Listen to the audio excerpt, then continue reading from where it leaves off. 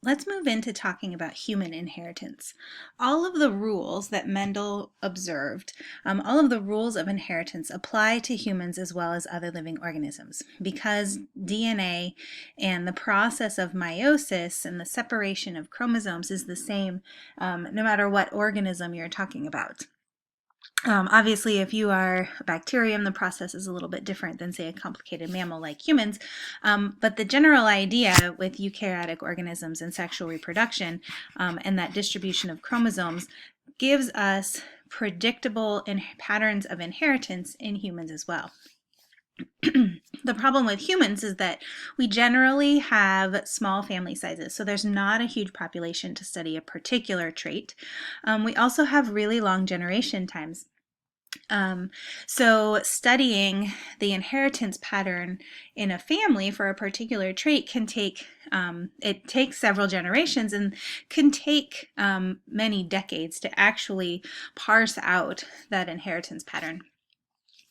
So to help us with that, we use pedigrees, which are essentially family trees that follow particular genetic disorders or traits in a family. And in using those, we can see some particular sort of common occurrences or common patterns that allow us to determine whether or not a trait is dominant or recessive, or if it is linked to one of our sex chromosomes, our X or Y chromosomes, and we'll get to those in chapter 12. But here let's introduce pedigrees.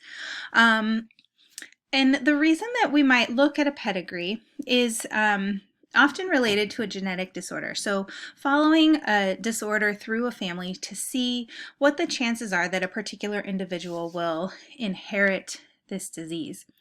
So that's one application, but we can also look at just other interesting traits, physical characteristics about families, and to help us see these different patterns. So we've got a pedigree down there in the bottom right corner, and in the center we have some of the information about what is contained in a pedigree. So males are indicated by squares, females by circles. The affected individual is the shaded one. So in this case it's kind of a purple color. On most of our tests it'll be black because it's black and white printing, but it doesn't really matter what color it is, just the fact that the individuals that have the particular trait that we're looking at are going to be shaded. A horizontal line between two individuals means they were married and or had offspring together. The line down indicates the next generation, so all of the offspring for those people. So we've got George and Arlene had 4 children together, Tom, Sam, Wilma, and Anne. They had 2 boys and 2 girls. 2 boys were affected.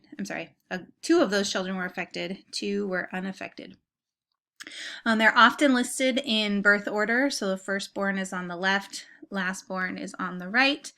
And then in this case, we can see 4 generations of individuals: George and Arlene, Tom and Sandra, Alan and Tina, and then Christopher down there in the bottom.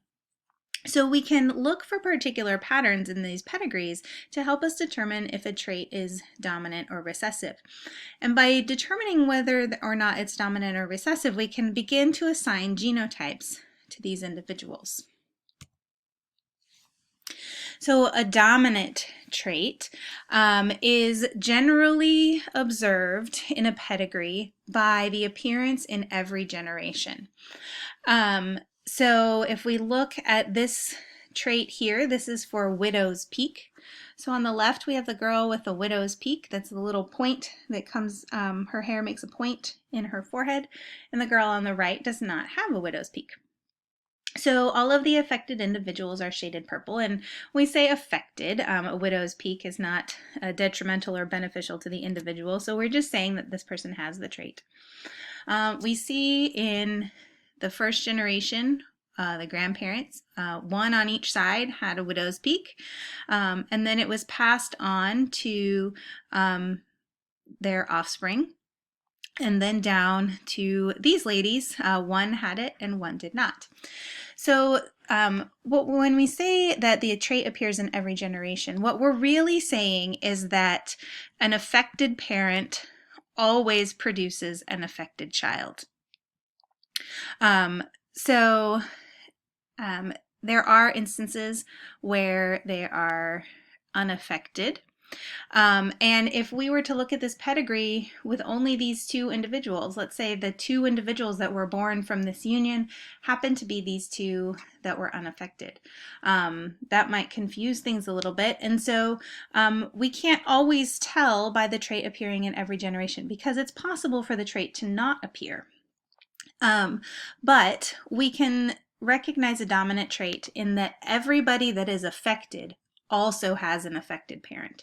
Generally, that manifests in it appearing in every generation. But if you look, this lady down here has at least one affected parent, and each of those individuals also have an affected parent.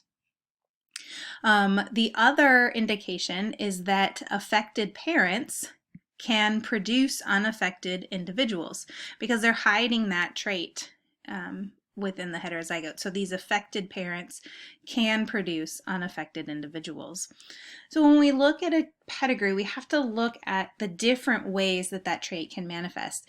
And often I'm going to ask you for multiple reasons to support your determination of the inheritance pattern of the trait. You usually ask for 2, sometimes 3, but you need to understand the different ways that these traits can be inherited so you can explain how you know that the trait is dominant or recessive.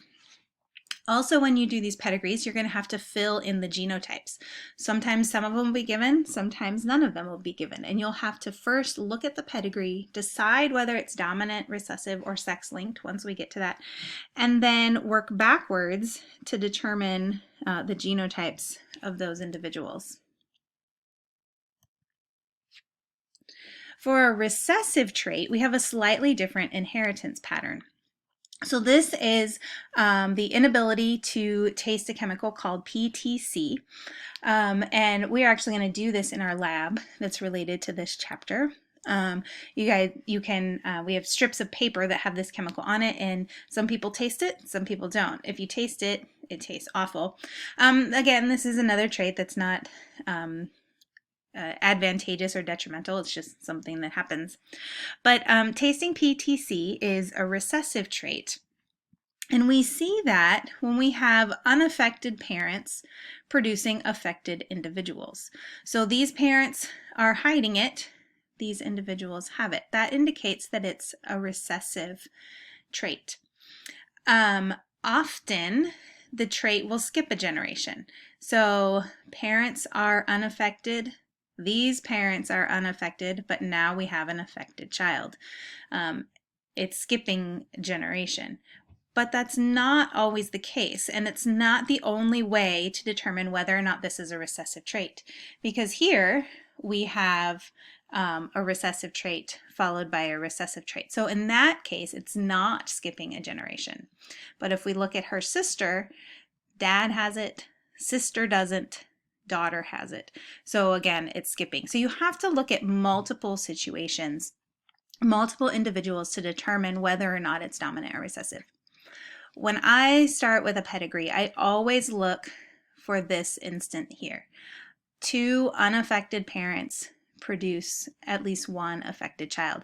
That's a dead giveaway that you have a recessive trait. And if you see that, you know right away that you have a recessive trait of some sort, and then you can expand that to decide if it's sex-linked or not.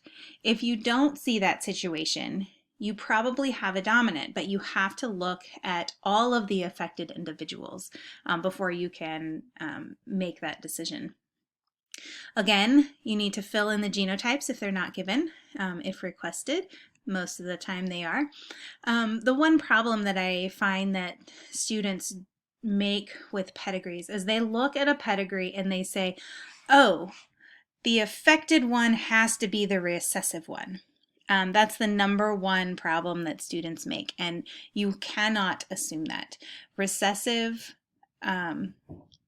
traits appear just as often as dominant traits, and negative things, genetic disorders, can actually occur as a dominant trait. And so don't just assume that when you see a shaded box that it's recessive, because that's the #1 problem that people have.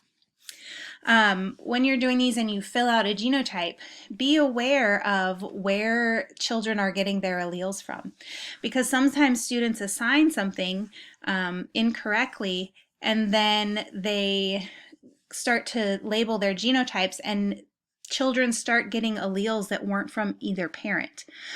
So make sure that when you're looking at these that you're paying attention to the parents. If you have this situation here, big T, cross little t, there is no chance for anybody to be big T, big T. That cannot happen in this pairing. And so if you end up with a person that is big T, you're incorrect, because there's no possible way that an individual could be big T, big T. So pay attention to assigning your genotypes. Make sure that everybody is giving an allele that can actually be given. Make sure everyone's getting an allele that's actually present in the family. So here's a couple of example pedigrees. Let's start with looking for 2 unaffected parents producing an affected individual. So we don't see that in pedigree A. In pedigree A, every affected individual also has an affected parent. That indicates that it's a dominant disorder. The other pedigrees, we have down here on B, we have 2 unaffected parents producing 2 affected offspring. That's an indication of a recessive pedigree or a recessive trait. Over here in C, we see the same thing. 2 unaffected parents produce affected offspring. Again, unaffected parents, affected offspring, and so on. So start by looking for this unaffected parents producing affected children, and if you don't see that, start evaluating it for a dominant allele.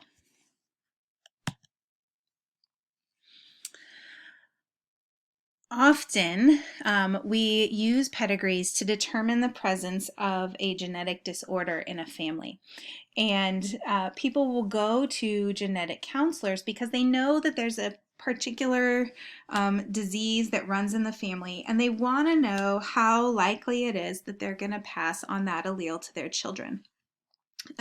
So often these are people who do not display the trait themselves, but have an extended family member or maybe a brother or sister that has the trait, and they want to know if they are a carrier. Carriers are individuals who are heterozygous, which means they have one dominant and one recessive trait, and they could therefore potentially pass that trait on to their children if their spouse or their mate is also a carrier. So often when we're looking at genetic disorders, we want to find out, are the 2 parents carriers? Are they both heterozygous for a particular trait? So in this situation, we have parents that are both normal for albinism. So being albino is a lack of pigment deposited in the skin, and so it results in white hair, very light skin, often red eyes, because melanin is not being produced and deposited into the hair follicles and the skin cells and things like that. So 2 heterozygous parents have a 3 out of 4 chance of producing a normal child, but a 1 in 4 chance of producing that homozygous recessive albino trait.